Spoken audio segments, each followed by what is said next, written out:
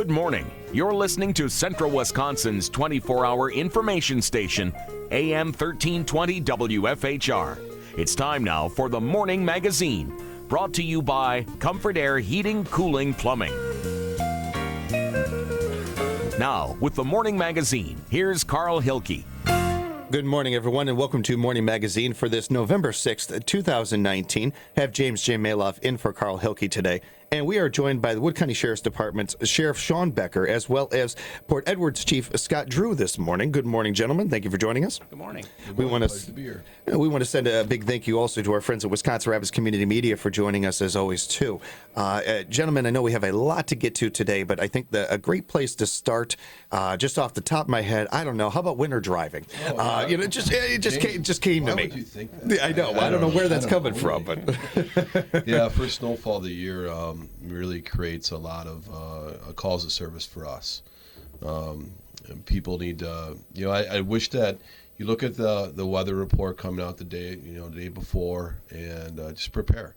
But it just seems that doesn't happen on that first, snowfall, that first significant snowfall that we get. And we're pretty busy right now. I know Scott is in his department and we are, throughout the county, with a lot of slide offs and everything. And it comes down to that common sense driving, allow yourself for more time, because if you don't and you're in a hurry and you go into the ditch or worse, how long is it going to take you? Because we're going to be obviously busy. Tow truck operators are going to be busy. You're going to be even later to wherever you're going, whether it's work, school, or whatever destination that you have planned out to go. So please slow down.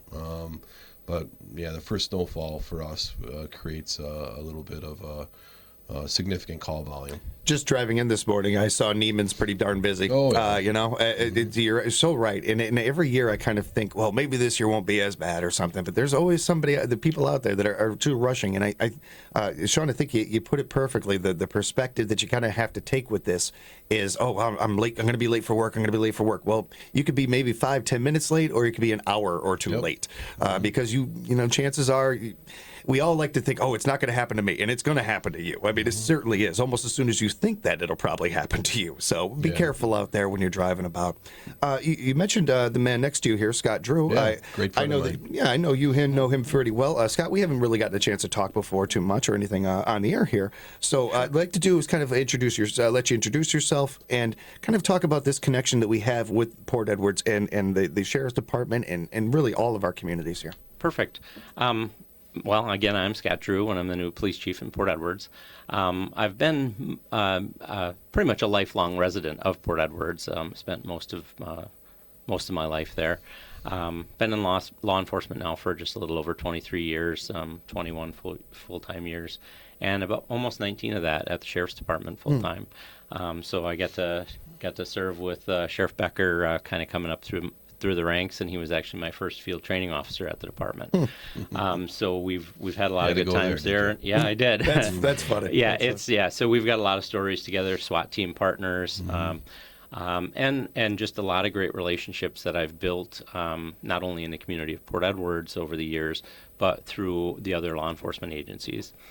And especially working for the Sheriff's Department, I throughout the whole county, Marshfield PD, Grand Rapids, Nakusa, all these other smaller agencies, I have a great working relationship with them from working with the Sheriff's Department, and now am finding that just a tremendous resource for me to be able to reach out to these folks at these departments when I have questions now.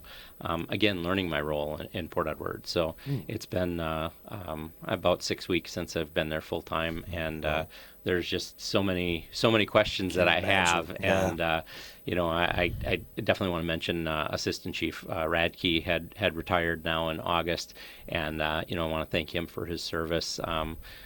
Many years, over 25 years of service there in the village, and just a tremendous resource that we lost there. But again, to still have him in the community and still be able to reach out to him, it's made life easier for me. And again, those relationships with the other chiefs and officers throughout the community, it's been great. Congratulations on the position. Thank you. It sounds very well deserved and good coming to and a good person to choose for it. And certainly want to kind of touch on this a bit too, because when you take you take on a job like that, and like you said, there's a lot that you don't know and everything. Sure. And not everybody can do these jobs that you guys do in these positions, let alone at the level that you're at right now.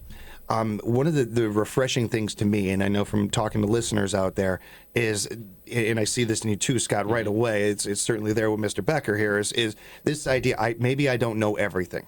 And being open to listening to people, not just, your fellow officers and people that did the job before you, but citizens in that. Absolutely. Goes so far nowadays, and I can't tell you how refreshing, how wonderful that is to have.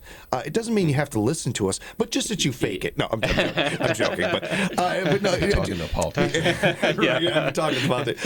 No, in all seriousness, no, it really does go a long way, and I'm sure that you guys know too, is better than I do. In fact, that we can never have a strong enough relationship between our officers and our community members. We want that bridge to be there. We want people, especially like kids, to feel comfortable and feel open to being able to talk to you guys, being able to reach out if they need to, and these sorts of things. That goes a long way, I think, with that. It absolutely does, and that's probably been my biggest awakening, I guess, is sitting in the office and having the blinds open and the doors open. I've had so many citizens stop in and just say, "Hey, I just want to say hi," and welcome and congratulations. And even though I've been a member of the community, it's nice for people to stop in and know that they have an ear, and no matter how big or small that problem is, that we're there to hear them out. And like you say, there's not always something that we can do to fix their problems, but at least they have a resource to get that problem, that concern voiced. Well, it's like listening to a close friend or somebody like that who's venting or anything. You may not have the answers, but sometimes just listening is enough. That's for sure. So that can go a long way. And something else that's really unique here too is certainly you two have a connection. You worked together before. We have a number of things like that in this community when it talks about Port Edwards or Wausau, Marshfield, other areas. There is a kind of a knit connection there where you guys all communicate and you share information freely. Can you touch on that a little bit? And how? Yeah, that's we've talked about that before. How important that cooperation and that team attitude that law enforcement has, not only within your own organization but with other organizations. It all starts with the county that we all work for. But you're exactly right, James. It kind of expands on that, not only just from Wood County to Portage County to all the other surrounding counties, but the whole state. We're all doing this together. But I've always felt that is probably one of the strongest attributes our agency has had, and sort of all the other agencies within Wood County. I mean, if the sheriff's department needs help, if we're again stacked with call volume's high, another agency is always willing to step up and help us out and come out in the county, and then vice versa. If Wisconsin Rapids, if the police department is tied up on either one complaint or many complaints, it's automatic. We're going to come in and help them out. It's just that kind of attitude, that teamwork attitude is really essential. And if you go back when we started our careers, it wasn't always like that. Yeah. When you had different leadership at different agencies.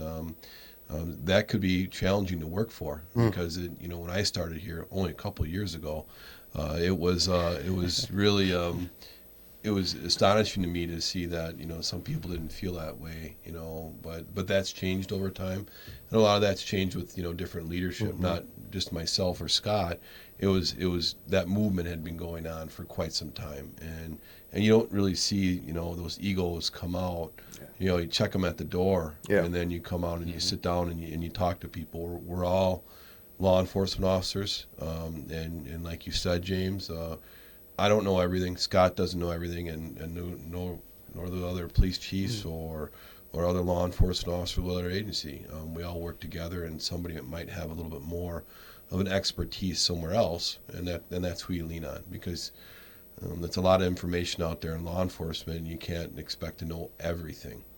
Yeah, and the strongest people that I think, not just myself, but many people out there you've ever known are always open to that, are always open to asking questions, to finding, knowing that they don't know everything, being smart enough to know that we're dumb sometimes. I mean, and we just sometimes just don't have all the answers, and finding out, being able to reach out and ask those answers. And I really appreciate you touching on that part about how it didn't always used to be this way, because hope that people appreciate where we are now and how it isn't certainly in just in this community. Throughout the whole country, you have this where a lot of, you have one town or one department that is wants to make sure that they are hitting their quota so that they are getting funding. We certainly understand, I think many people do at least, that that is part of things. Often you have to worry about making sure that you have enough equipment and enough different things. So some of this comes down to statistics sometimes and how many arrests are made and these different things. Mm-hmm. Those things certainly are, important, but it isn't about, it has to be me and my department that makes this, bust. We've got to get the credit for it or something. It's about it's about making sure that this happens, that the right people are being, taken care of and arrested and such. It sounds like, at least. Oftentimes it's budget driven. And I think, like Shawn touched on, when I first started my career around here, if another agency came into our jurisdiction to help, there was oftentimes a bill that was associated with it that, we had two guys for 2 hours out in your jurisdiction at overtime rate, and here's the bill for it. And that got reciprocated, because if one agency billed the other, well, then guess what? We'll bill you too. And I think the critical incident that the sheriff's department had this last spring was a prime example of how times have changed, because there was agencies that called out, droves of officers without being asked by the sheriff or anyone. That just called in guys to cover county calls, and no charge, no bill, just under the cooperation and, I guess, brotherhood of saying, hey, we're here to back you just like you'll be here to back us. It's a good point, Scott, and really well worded. That's a great example of that. Mm-hmm. And it also is a good example, too, of why this is so important, of why putting those egos aside and us working together, because it has such a quick domino effect of not only making that community stronger, but the one next to it and the one next to that, and before you know it, we've got a bridge. We've got a number of communities that are stronger because you guys are all working together and in being able to do that. Certainly, as citizens, we appreciate that, and really, again, this is kind of what it's all about.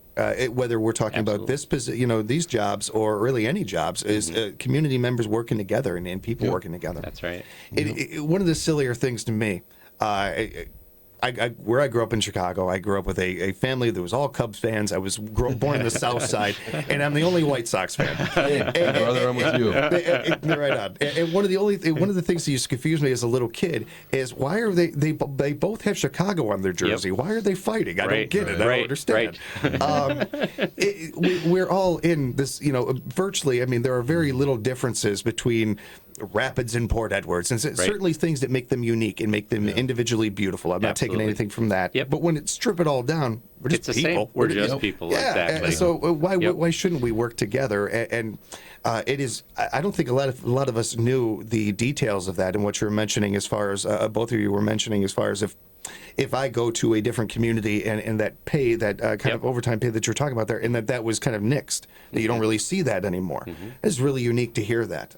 That sounds like a real game changer. It really is. It was. That's a good point that Scott brought up many years ago. Yeah, we had an incident that happened out in the county, and of course people are going to help, and then that just shows that leadership at that time was so different, and people do change too, and we just move forward, and as leaders get replaced, we have a different attitude. We have the same attitude as when we work together, and we're continuing to work together. As when Scott left the sheriff's department, we had a lot of conversations before he left, and it saddened me to see him leave.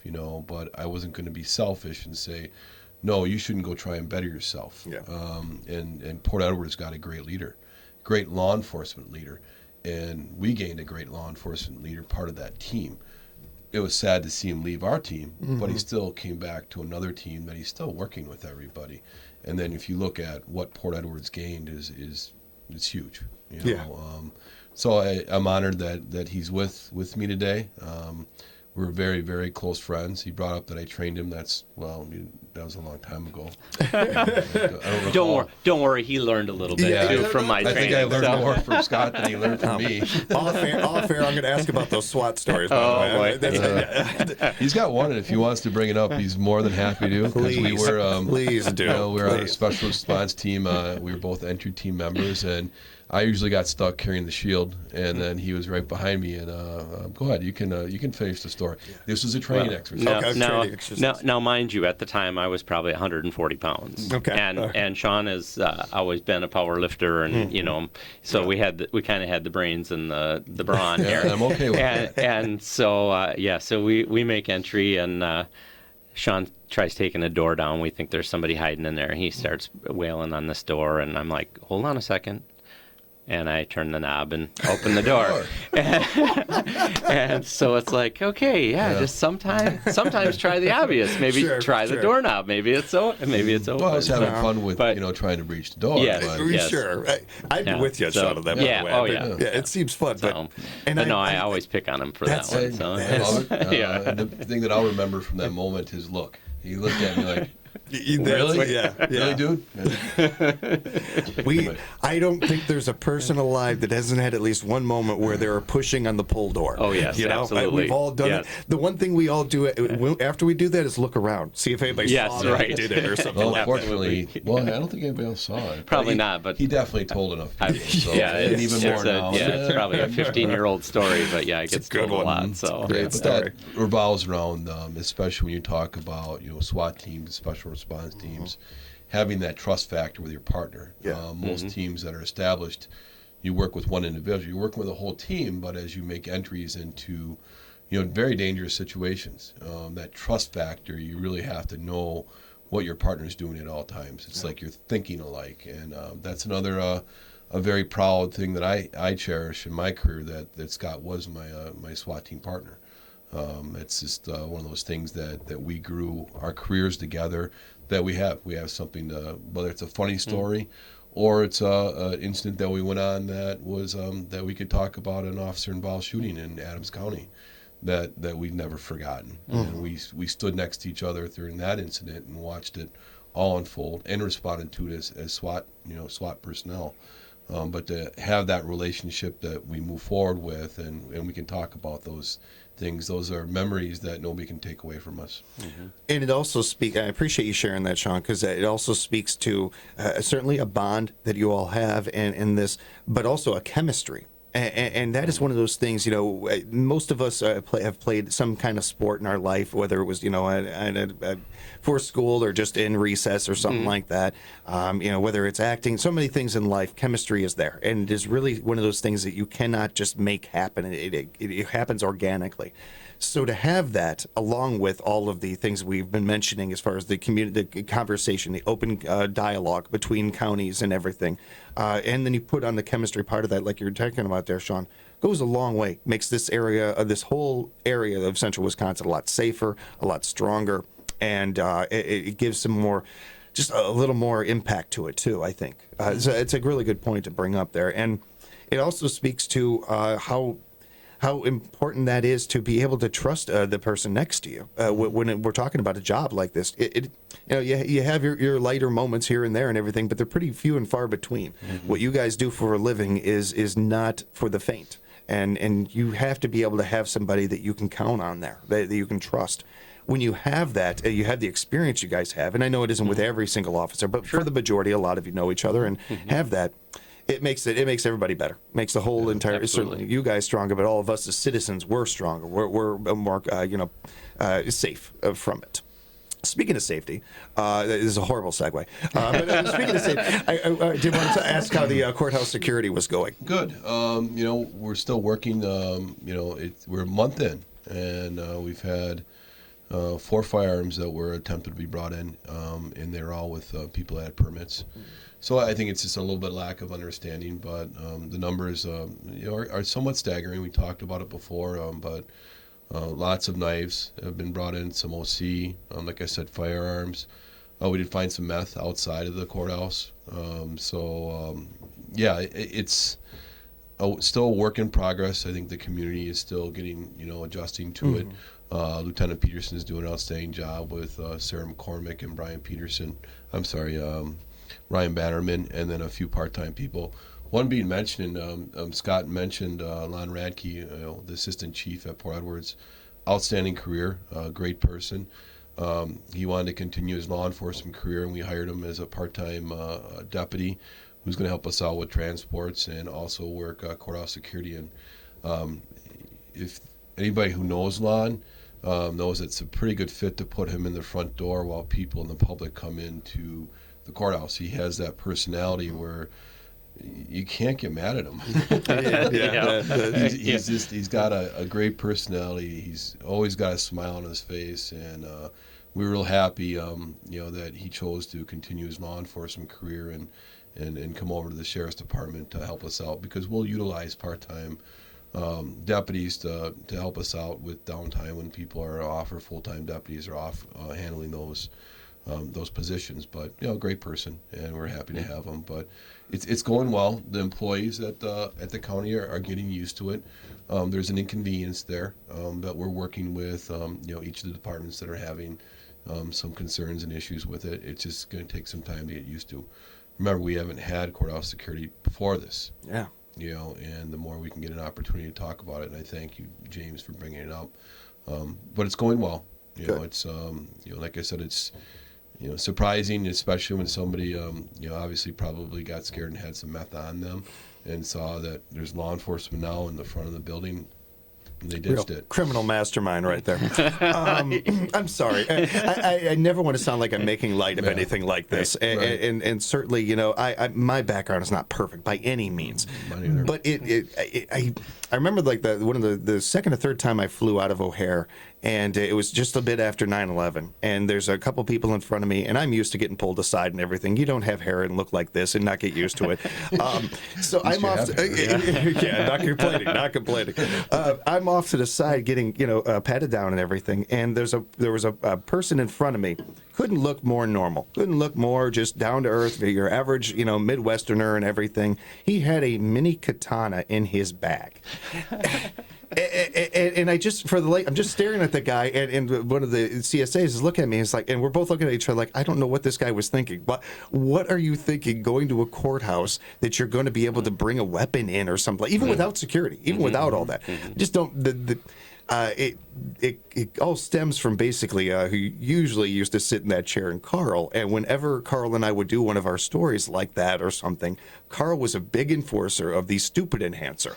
And that if you do something really wrong, it's one thing, you have your time, and then they add on another 6 months or whatever just for being a knucklehead. Just for being. And I understand that's not actually something we should do, but it's just I couldn't help it because it's frustrating. You guys have enough on your plate. There's enough to worry about and everything. Yeah. And I do think that we do need to. I think we need to do a little shaming in this world sometimes. Everybody makes mistakes, and we all have things that we all want to bounce back. America loves a comeback story, so you can always come back, but you have to be held accountable for things, and especially when you were that darn. I don't know what. I don't get it. I don't know what. We never found out who had it, but we found that out in front, and obviously whoever had the meth saw law enforcement and knew they probably shouldn't bring it through the screening process. But to expand on that a little bit, this is a new thing for everybody, in the community, and our Wood County employees, and we're, like I said, we're working through it. People that have brought firearms in, they all had their permits, they just forgot. And the only thing that people should understand, that courthouses and federal buildings, you couldn't bring them in anyway before. Now we're checking. It just tells me how often firearms were coming into our building. And people either didn't understand. Scott's a firearms instructor and can expound upon that, because when people get their CCW permit, that's trained to them. That's told. You're not to go in these types of buildings no matter what, whether you have your permit or not.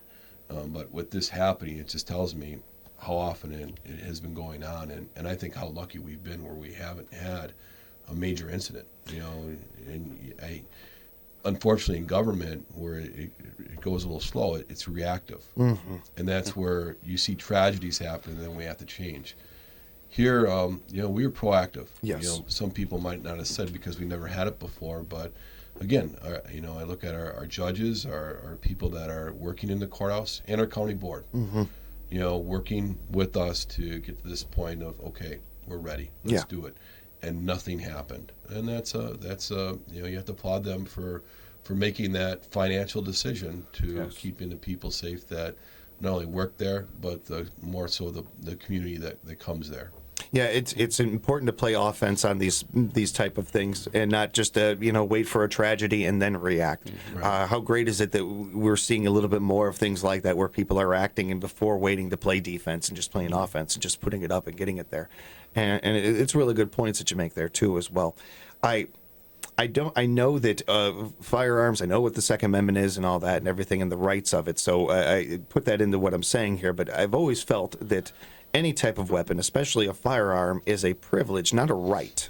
It is not, well, certainly anybody can own a weapon if you go through the right proper channels and everything. Once you have that weapon, you have a responsibility. It is not just well, I have this and it's mine, I can do whatever I want with it. That isn't the case. It still comes with, there are still restrictions. There are still laws that you have to keep in mind. And to have a respect for it too.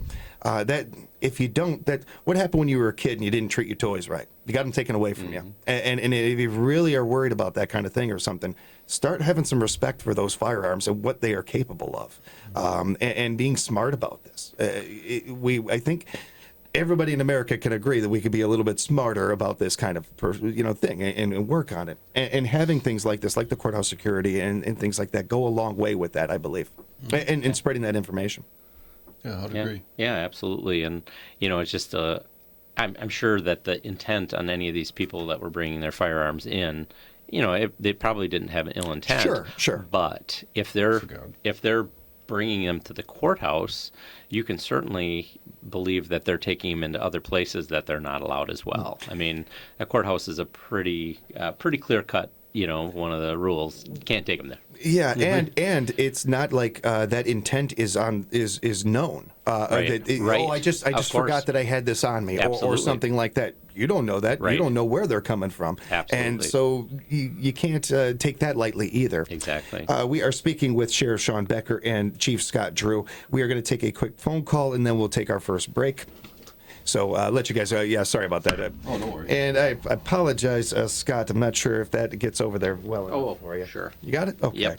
So good morning. You're on the air with the Sheriff and Chief. Good morning. Let me see here. Oh, I think they hung up. You guys went through all that, and they hung up on us. I apologize. But please, you're welcome to call back if you'd like. And since we do have a pause in the action, we'll take a break. And we'll be back with more with Chief Scott Drew and Sheriff Shawn Becker on Morning Hour, AM 1320 WFHR. We have Morning Magazine, your host James J. Manloff in for Carl Hilke today. And we are, of course, joined by Sheriff Shawn Becker and Chief Scott Drew. And I want to thank also Wisconsin Rapids Community Media for being in with us today. I do want to remind you that the phone lines are open. If you'd like, if you have a question for the gentleman here, you can give us a call at 424-2600. That is 715-424-2600. I'd like to get into, especially with what we were just talking about there, to kind of piggyback off at Shawn, hunting right now, and kind of touching on that for people, because I know that we're getting around that time. And yeah, well, right now bow season is in full swing. Right. And then another thing to mention, a lot of car deer hits are on the rise during this time of year. That can happen anytime during the year. You can strike a deer with your vehicle, but right now especially, you need to be aware. And it usually was at night, but now with the rut going on, you could strike a deer anytime during the day or night, and it's just to be aware of that. If it happens, we always tell people if an animal or a deer runs out in front of you, try to you can try to avoid it, but if you can't avoid it, it happens. Call us, report it right away. Sometimes the vehicle is drivable, sometimes it's not, but make sure you give us a call, let us know a location, make sure you're okay, and then we'll come and help you out and do a report for you, or just give the information to dispatch, and we'll get that information to your insurance company. very similar to what we were talking about with winter driving. Patience, keeping an eye not just on the road, but your surroundings, your fellow drivers, and that sort of thing. Just that awareness, especially this time of year But yeah, both seasons in a full swing. We always like to talk about the safety aspect of it, because the things that we respond to during this time of year are, one, usually trespassing, or a safety, or somebody who's hurt, or even worse. So first and foremost, dealing with trespassing, the DNR does not deal with that. All right, your local law enforcement agency will, and we always talk about get to know your neighbors. Yeah. All right, if you shoot that trophy deer and it goes on your neighbor's property and you're tracking it, you don't have a right to go there. Even though you want to, because it's something that you want to harvest, and it might be that trophy. But if you don't get along with your neighbor, they tell you no, you can't get it, and it's their deer. So that's something that I always like to bring up, because just get along with your neighbors, have that agreement in place, because that does happen periodically. I was going to say, I would imagine it does. I didn't know that about that. If that kind of situation happened, to my head, I thought you would contact the DNR. That is a really key piece of information right there. That's interesting. That falls on that local law enforcement. DNR has a lot of other things they're dealing with, especially this time of year. But just remember that, and I can't echo it enough. Just to get to know your neighbors. Have an agreement in place, just in case something like that would happen, and then you can avoid it, because then you're going to have a lot of hurt feelings on both sides. Yeah. And then the safety aspect of things.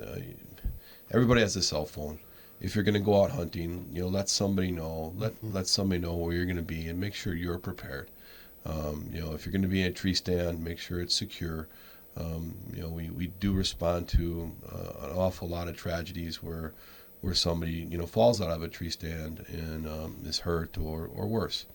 And then now we have the rifle season coming upon us, and that brings a whole other dynamic of safety. The people that knowing your surroundings and knowing when it's safe to take a shot, making sure that people are wearing clothing, making sure you know where they are. If you're going to hunt in a group, know where everybody is. Doing a deer drive, know where everybody is, and know who's going to be the people that are going to be shooting in that drive. Again, we don't like responding to the tragedies that Scott and I have throughout our career, because they all could have been avoided. Yeah. Yeah, and again, kind of going from what we were talking about before the break, there is understanding that these things come with responsibilities, and certainly a way that you have to handle them and take care of them and be smart about them. One other thing about the hunting situation, it just kind of came to me while you were talking about that. I think most people do have this on their cell phones already on, but if you don't, maybe turning your location on, so if something does happen, people can track you, especially with it being, who knows where people are in the woods and that sort of thing. And maybe more to the point, though, Shawn, what you were saying about letting people know where specifically you are and that sort of thing. I know fishing a little bit more than hunting. And I know sometimes people don't like sharing their fishing location and stuff like that. So, right. Hunting's the same, yeah. I figured it was. I know that can be a little bit, you might not want to share that, but safety-wise, it's probably a smarter idea. And technology-wise as well, like Shawn was talking about knowing your neighbors. Now, a great amount of people do have smartphones. There's really no excuse to not knowing whose property you're on. With the county GIS mapping, you can go right on there. You can see who the property owner is. A quick Google search generally will get you a phone number or some way to get in contact. So there's really, technology has come a long way to make hunting safer. Brighter oranges, brighter, the harnesses for tree stands. There's just some great products out there that are fairly inexpensive, and there's just really no reason that we should be having these. Most of these accidents are preventable. So it sounds like you have kind of covered it really good already. But is there a one other tip or one other thing we can mention to people that they should keep in mind while they're hunting out there this season? It feels like you covered it pretty good, but I wanted to make sure that if there was anything we didn't, if we missed. No, I think that, just in review, know your neighbors, let people know where you are. And Scott brings up a really good point with, we have smartphones, and you can find out who your neighbors are. And, and what you brought up, James, share your location with somebody. That's an easy thing to turn on.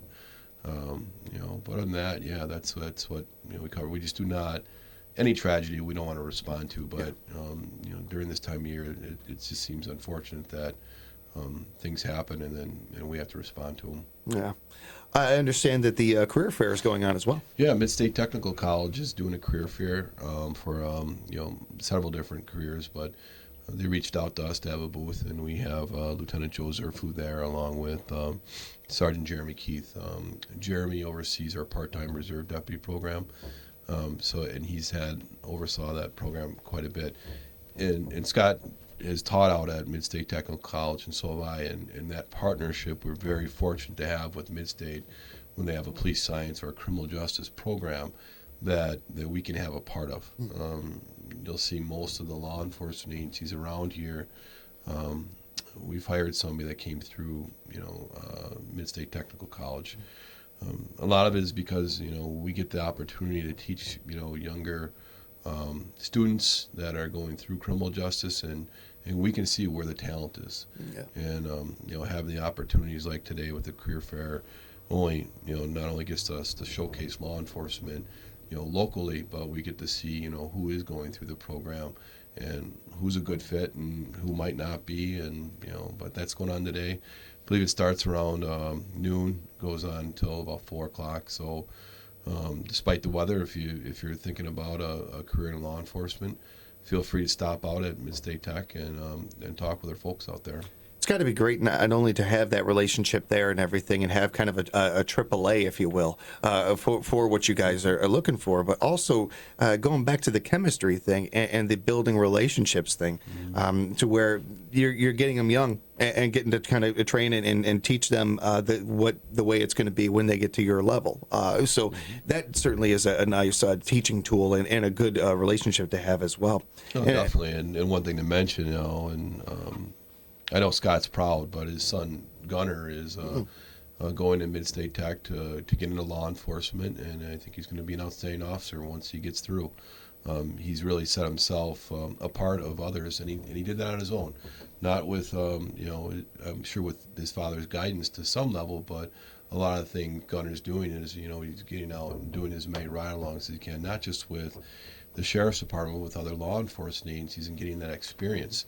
And I'm very proud that he took that path of getting into law enforcement, because you hear a lot of our people, as far as current law enforcement officers, don't want their kids to get in this career. And when I've heard people say that, it's like, wait a minute, and my daughter, both of them, kind of kicked it around. I'm like, it's up to you. Yeah. I'm very proud of being what I am and part of this profession. And if either one of my daughters, Caitlin or Jordan, would want to get into law enforcement, have at it. I'll be a resource, and that's what Scott, is to Gunner. And I'm proud to see that. I know he'll be wherever he lands his feet when he's done with school. I know he's going to be an outstanding officer. That's really cool to hear, and great name, by the way. Yeah. Great choice. Much cooler than James. Much cooler. One of the things, too, that is unique about this is to have you guys with us. We're talking about this and having the career fair going on is we've all known people when we were in school, or even yourselves maybe, where you didn't know where you wanted to go necessarily, what direction you wanted to do, what career path you wanted to take. Say I'm that individual and I'm not really sure where I want to go with things. What are the kind of people that you think would be a good fit for going into law enforcement? Just some average kind of generic kind of things that you kind of look for, that somebody might be listening and be like, well, I hit a lot of those marks. That maybe this is something. Maybe they never thought about it before, and now all of a sudden they realize, oh, I'd be a good fit for that. There's some key, characteristics. Probably two things that jump out at me as we talk. One, communication is probably having strong communication skills. Even though a lot of us have our smartphones, and it seems like, I'm not picking on the younger generation, but I think that's how they're brought up. Raising two daughters, they'd rather communicate by text. You still have to go out and have the ability to communicate, one-on-one or to a group. So strong communication skills. Now, bringing up the smartphone technology, I mean, if you look at our squad cars now, they're a mobile office, and having that background in computers and technology, which is being taught now, even into probably elementary school, having that strong background. What we've looked at is, people that have a good character, they have good communication skills, and they have an interest in technology really helps out the organization. Because Scott and I didn't grow up like that, and we're still learning. Absolutely. I hear you. But, when you get some of our newer hires, and it's nice to latch on to somebody that can take a computer and know how to operate it like that, only makes them more efficient.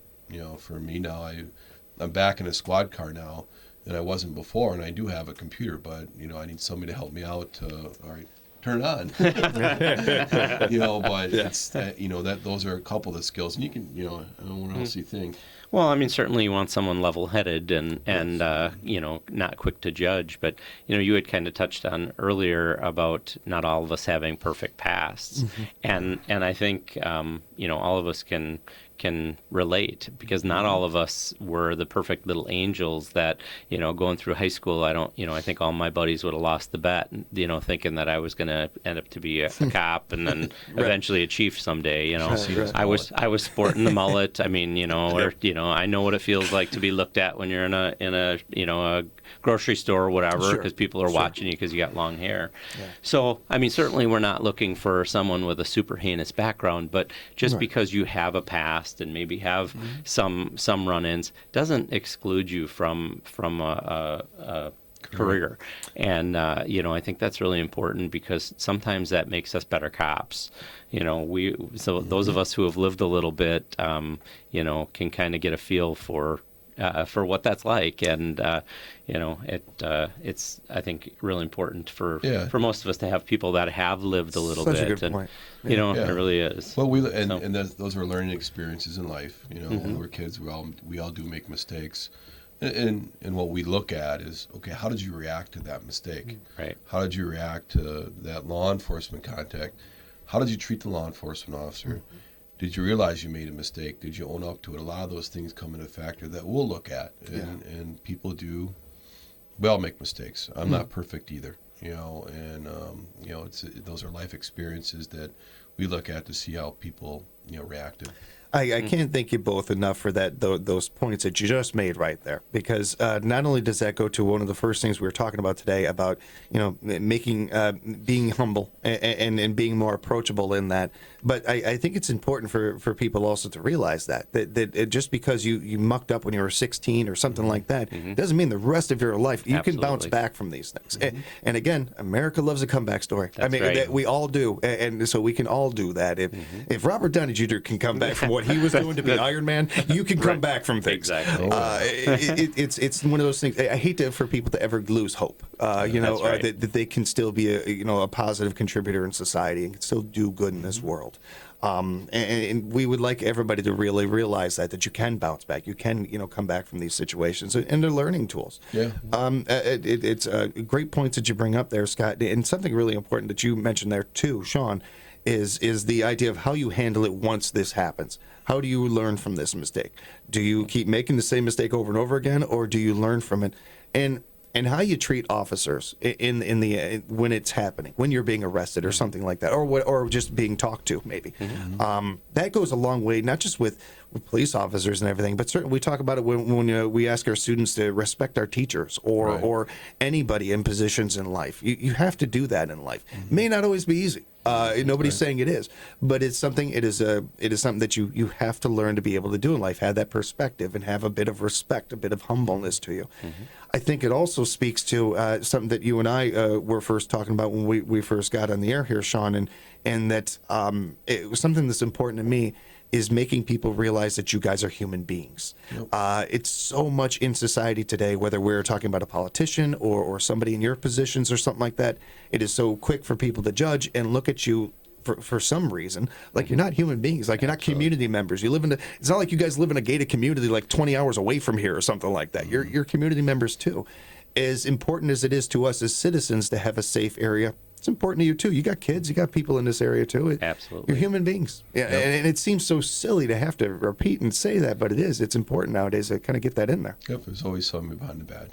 We have to take one more quick break, and then we'll be back more with Chief Scott Drew and Sheriff Shawn Becker here on the Morning Magazine, AM 1320, WFHR. United Way is Wrapping up tackling the the problem. morning magazine today. We are speaking with Sheriff Shawn Becker and Chief Scott Drew, as well as having our friends from Wisconsin Rapids Community Media in with us. We've got about 5 minutes left. If you do want to call in and you have a question for the gentleman, please go ahead, 424-2600. We'll just try to wrap it up as quick as we can since we're a little bit limited on time. And I do want to dive into, before we let you guys go, Veterans Day. Yeah, a really important day coming up on Monday. I think Veterans Day should be every day. You should always thank a veteran if you know somebody that's a veteran. Just thank them for their service. Because the freedoms that we enjoy every day did cost something and cost somebody else's time or lives. And it's just something that, Monday is going to be a very special day, especially for the Sheriff's Department. We've got 21 people that are veterans that currently work at the Sheriff's Department, whether it's in our corrections, administration, investigators, patrol side of things, rescue. They touch every part of our organization. And I really feel that makes us better because what they went through serving our country, or they continue to serve, they bring that leadership and that teamwork back to our organization. And if you look at law enforcement, we're kind of that paramilitary, organization. Yes. We're very similar. So, bringing that back to us only makes the community better.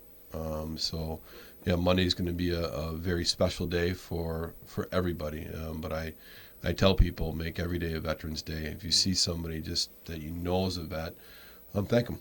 Yeah. The Heroes Cafe, I wish I can get there every Wednesday, but I don't. But here in Wisconsin Rapids at Woodlands Church, they have the Heroes Cafe, and they have a lot of vets that come there and stop by there and just go in and thank them, have a cup of coffee with them and hang out with them. And they appreciate hearing that, no matter what time frame in their life they served, what conflict.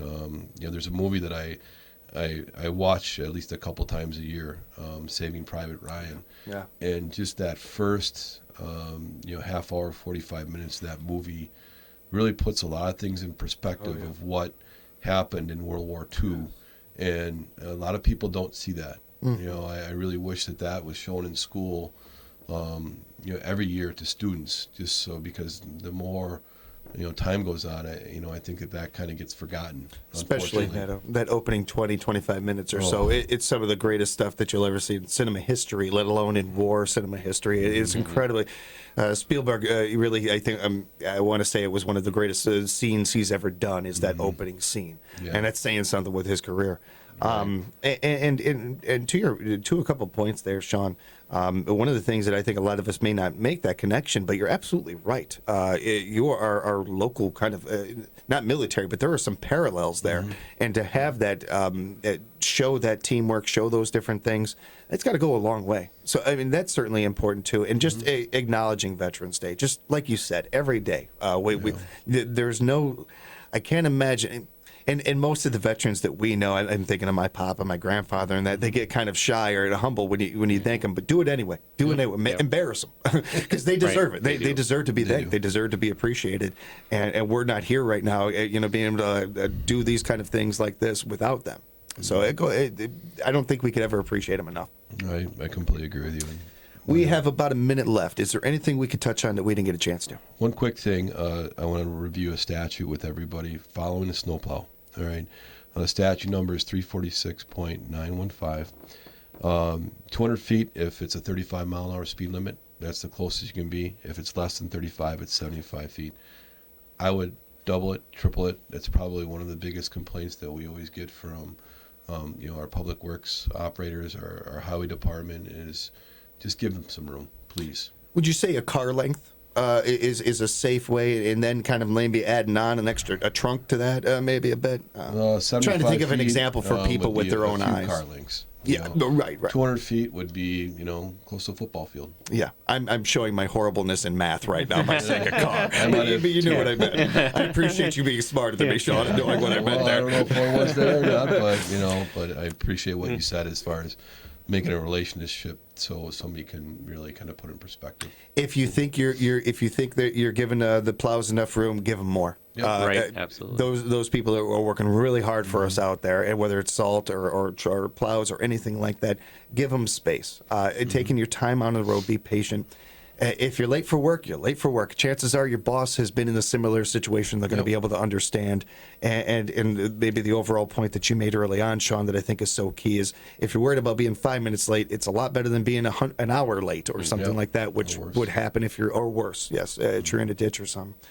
Really, really good to meet you, Mr. Drew. Thank you very much for being in with us today. I appreciate it. So happy to have the opportunity to come out and talk. So. And Shawn, it's always maybe I will. yeah. Please do come back. Look forward to talking with you both again real soon. Thanks a lot for the time, you guys. Thank you. All right. Take care.